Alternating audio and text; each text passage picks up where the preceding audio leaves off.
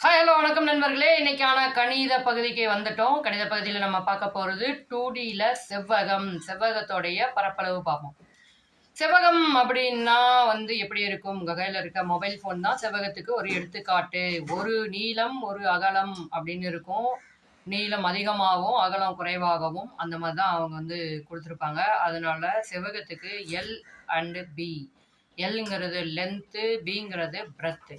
இப்போ formula L into B, நீளத்தையும் அகலத்தையும் பெருக்கிட்டீங்கன்னா உங்களுக்கு பரப்பளவு கிடைச்சிரும், அதாவது ஏரியா.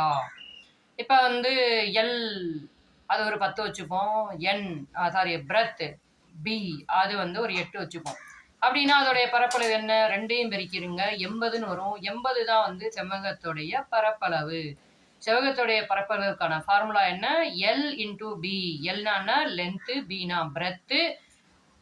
செவ்வகத்துக்கு ஒரு நீளம் ஒரு அகலம், அதாவது ரெண்டு பக்கம் சமமாக இருக்கும். நீங்கள் கையில் வச்சுருக்க மொபைல் ஃபோன் தான். ஓகேவா? நெக்ஸ்ட் ஒரு வீடியோவில் பார்ப்போம்.